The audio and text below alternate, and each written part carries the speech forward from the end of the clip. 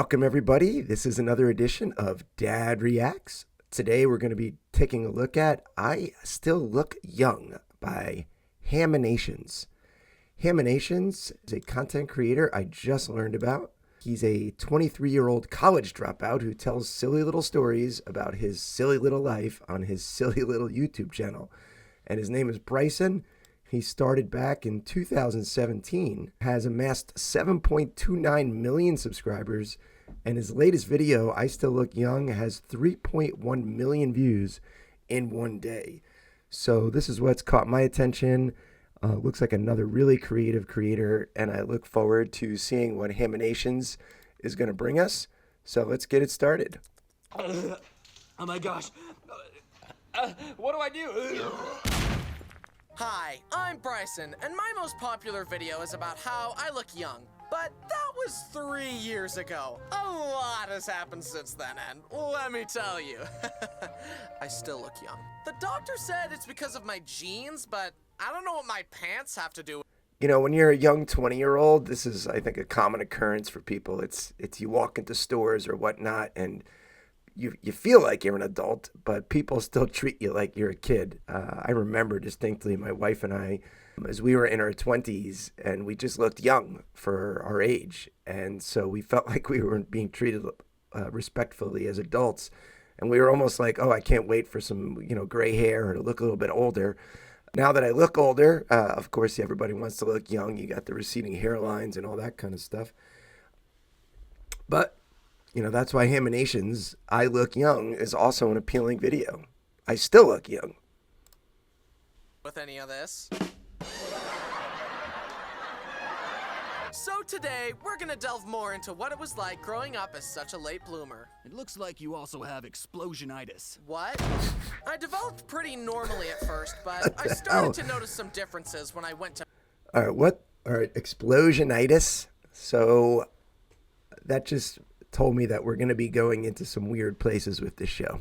Middle school. The other boys started getting bigger and taller, but I stayed fun-sized, as my mom would call it. I didn't really mind being a pipsqueak because it fit my vibe. I was the quiet... You get the feeling that this is a real retelling of his childhood. It just sounds so authentic and honest. And I guess that's probably why he's so successful here. Kid who kept to himself and stayed under the radar drawing my silly little pictures. But the gap between me and the other boys only got worse as time went on, and this caused people to make comments and poke fun at me.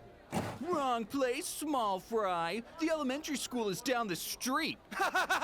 Get it? 'Cause he's... What a common occurrence, too, and I do think it still exists in schools all over America, where, being big is valued because of whatever, it's just you're big. And being small is, oh, you're a late bloomer or you don't have as much to offer in life. For all those people who are late bloomers or small, you have plenty to offer. And being big is not all that it's cracked up to be. Being big often means you have to spend a lot more money for clothes. Being big means you don't fit into regular seats like on airplanes or cars very well. So there's costs and benefits to everything in life, and embrace whatever size you are. That's the way God made you, and find the benefits of the size that you are and work with those. Small? Yeah, good one. Yeah, pipsqueak. Well, at least I know what deodorant is, Derek. I went through middle school and started high... Sounded a little bit like a Pack God roast there. I like the roast at the end. I wasn't 100% sure who was roasting who. I think it was the kid that was getting picking on the kid that was telling him he's, small. And he came up with the, at least I know how to wear deodorant, or at least I don't smell, or something roast. And it's always good to have something in the chamber to fire back when the bullies come bullying. So I think that's why Pat God is pretty popular. People like to learn his roasts. Who are you? At 16 years old, I was 5'2" and 80 pounds. I remember that because that's seriously the size I was for like 6 years. I was definitely not an average teenage boy. I was great at hide and seek, however, I could not go outside if wind speeds were too high. So, my parents took me to see a doctor. Yeah, he's definitely underdeveloped. I feel bad for him because men like to feel like alpha males, and he obviously isn't. I mean, look at him. So I'm going to recommend testosterone treatment. This was a shock to me. I knew I was small, but I generally tried to just ignore it and live my life. I figured that being uncomfortable in your body was kind of just part of being a teenager and that everyone grows at different paces. But this medical professional told me that my body wasn't manly enough and then immediately suggested TRT to a 16-year-old, which I think is pretty crazy. We even got a bone scan done and found out that my bone age was that of a 12-year-old. Okay, here are the results of the scan. Travel home safely now. This dude's bones suck! If you got the bones of a 12-year-old and you're 16, I guess you could say you're very young. Everybody wants to be younger. Just shoddy workmanship right there. We then met with an endocrinologist and determined that I was healthy, just a late bloomer. He told me that I could choose to do the treatment or not, and I decided against it. I'm the type of guy to kind of just let things play out. I've never dyed my hair or gotten a tattoo or a piercing. I knew that this kind of intervention didn't feel like me and that I was more of a default settings type of guy. So, despite people's comments, I did what I felt was right for me. And looking back, it was arguably the more manly thing to do. I was my own man who did what I thought was right, regardless of people disagreeing with me. Bryson, just because they're called parachute pants doesn't mean they work like a parachute! Don't jump! You can't.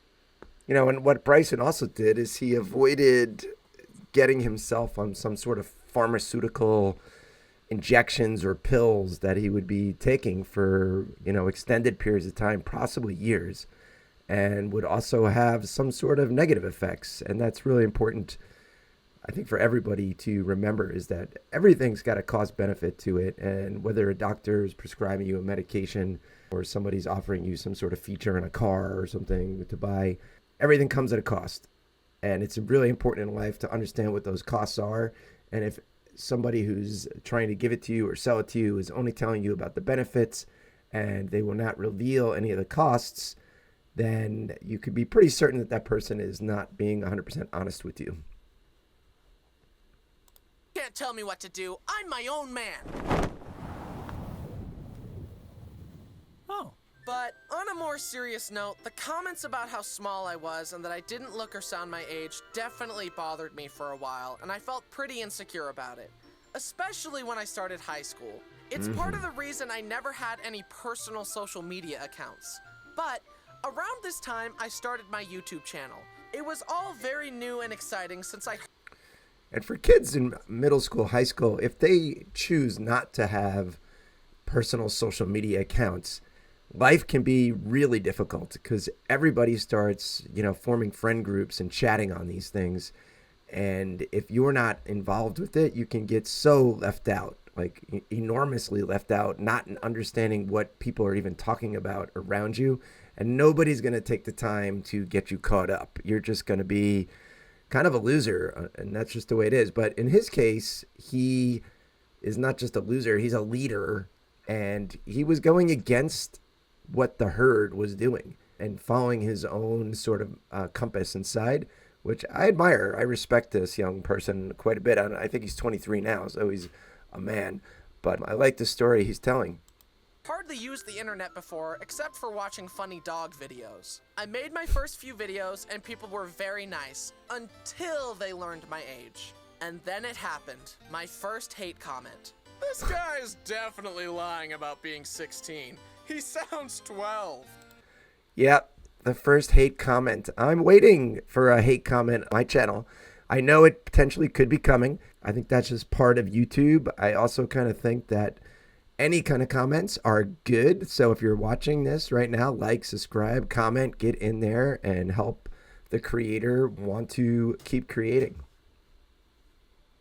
I kept getting comments like that until finally I responded with, I don't care if you believe me or not. I'm 16. Stop being rude. And in that moment, I had a breakthrough. Wait a minute. If I truly didn't care, I wouldn't have felt the need to stoop to their level and respond. Maybe, instead of projecting my issues in a futile online argument, I should be the best person I can be and only focus on what I can control. I can't please everyone, and no matter what I do, some people will disagree with me. And that's okay. A breakthrough that many people online... Yeah, that's a great line. I should only focus on what I can control. And if everybody would do that, everybody would be a lot happier. Often we like to, oh, woe is me because of this or that, or something happened to me. And it's really important in those situations when life tests you that you focus on what you can control and don't spend a lot of time worrying about things that you can't. There's always another course you can set. You can take a new compass heading. You could reset your sails. It can be difficult and arduous and a lot of pain to do it, but it's within everybody's capacity to do so. I still haven't discovered yet. I made my peace with it and accepted that I was just going to grow up differently than most boys. And that's okay. And it wasn't long before I did start growing.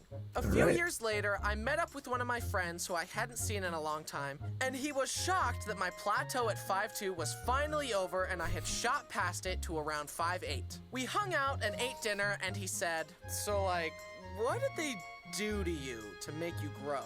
"Nothing. We just waited. Did you think they put me in the Captain America super soldier device?" "Yes."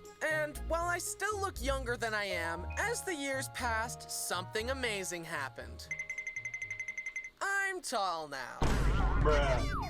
And while this doesn't fix the problem area, it has been a nice consolation prize for suffering through school as the short kid. The slower you bake, the farther you rise. What can I say? I am the tallest of my siblings, standing at a whopping, drumroll. Never heard that line before. The slower you bake, the farther you rise. I'm not 100% sure if that's always true, but I know I like to cook things slow. I think they generally taste better. And I don't know if that's actually true for bread or not, but I do like the expression. Oh, please. 6'2". Please hold your applause. However, I am afraid that my theory about baking slower and rising farther will turn out all too true, because my little brother Brenner is finally starting to shoot up, and he might catch up to me. And I don't like that, because he's the little brother. I just want to grab him and squish him back down to size so I can keep my crown. It was cool when I surpassed all my older siblings, but him doing it would be cringe and stupid, so I'm not gonna allow it to happen. There, fixed. Despite my cartoonish that is the, wow, you know, it's sometimes it just looks like such a like, this is such a nice kid-friendly show, and then all of a sudden he's slicing off his brother's calves to shorten him. I'm glad I waited and let things take their natural course. And I'm also glad I waited because I stayed natty. One of the disadvantages of long legs is doing squats in the gym absolutely sucks. I have to move the weight much farther than the average person just to get to the proper depth. I was at the gym with my friend that's much shorter than me, and her set of squats was like, okay, I'm done. And then mine were like, oh my God! That's 1. You gotta do 12. But being me comes with advantages too. Since I grew so slowly, everything was more spread out. So I never had growing pains or terrible acne. And as every person who's ever met me has already pointed out, it'll work out when you're older because you'll be 50, but you'll look way younger. Which I hope is true. What if I never look my age? I just look like this until I'm 45, and then boom, I'm an old man. Another advantage of looking young I've discovered since living on my own is that I can get door-to-door salesmen to leave me alone much faster. Hello, young man. Are your parents home? No, they are not. I do love to make fun of Braden because when we're sitting next to each other, he's taller than me. But when we stand up, I shoot past him. Imagine your younger sibling being taller than you. That's embarrassing. Wait, no. And I think it's funny that being tall is associated with doing sports. Wow, how's the weather up there? Let me guess. Basketball player? No, I draw pictures. Leave me alone. The day I turned 21, I decided to do the rite of passage of going into a bar. I walked up to the bouncer, gave them my ID, and watched his brain break. Not true.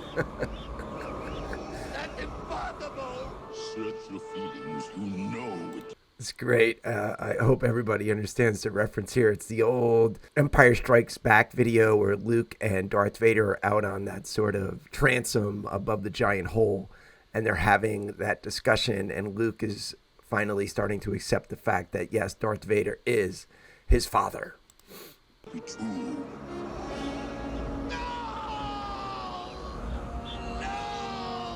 They let me in, and I tried a non-alcoholic beer. Bryson, why didn't you just try a real beer? Because I'm stupid sober. I don't want to know how stupid I am while drunk. Also, people say that when you're drunk, that it's like you, but more. But I'm already too much. That would be way too much. Hey guys, I love you guys. Does anyone want to build a Lego set together? I'm leaving. Anyway, the non-alcoholic beer tasted like yeasty, soggy bread water. 0 out of 10. But the wings were good. Then this guy, who could tell it was my first time in a bar, came up to me and said, Welcome to bar life, son. and I said, thank you. I am never coming back. And even at 23 years old, I'm still growing. I wasn't 6'2" until this year. Who knows? Maybe I'll never stop and I'll be 10 feet tall at age 30. As time goes on, people freak out less about how young I look, but it does still happen from time to time. How old are you? You look 15. I'm actually 23.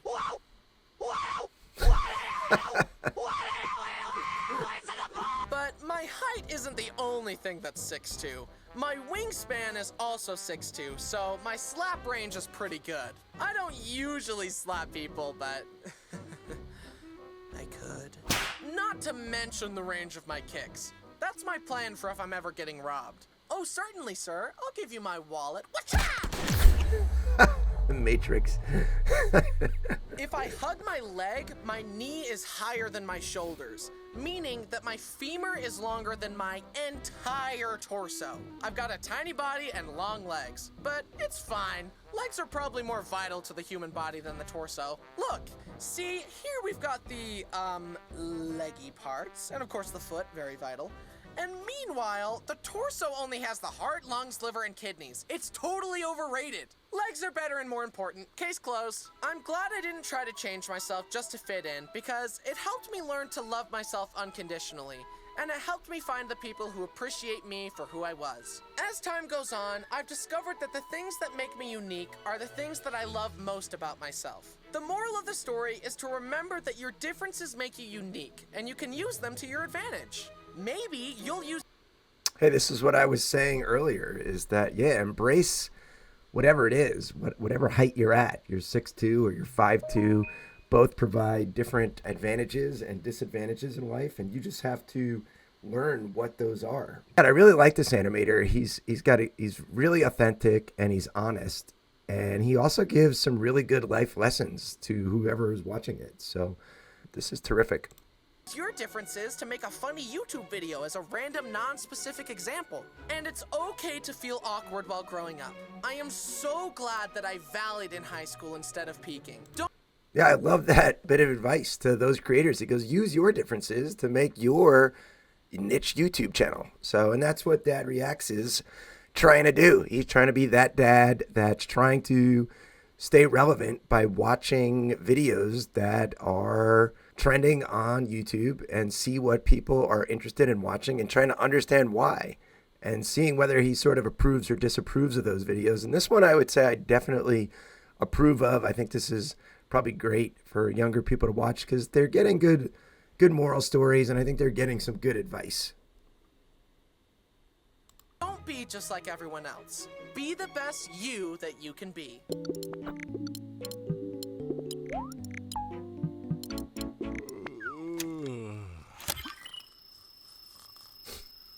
Huh? What happened? Oh, me. You also maxed out his silliness stat. Meh, it's probably fine. Hi, guys. It's me, your favorite Bryson. Unless you're cheating on me with some other... All right, that was really a great series, and 12 minutes of it with my stopping and going went by really quickly. I would watch it again 100%, and now I think I understand why So many people have seen this, 3.1 million in a day. And I thank you all for watching. Remember to always like and subscribe. And if you're watching it and you're not subscribed, get on that right now. Subscribe. Don't be one of those people. When you subscribe and you like and you comment, Dad Reacts feels good and he wants to make more content. I've got a lot to say. I've got a long life of wisdom inside this dome of mine, and I'm ready to apply it to what is out there on the internet and let people know what I think. So thanks for tuning in, and we'll check you next time.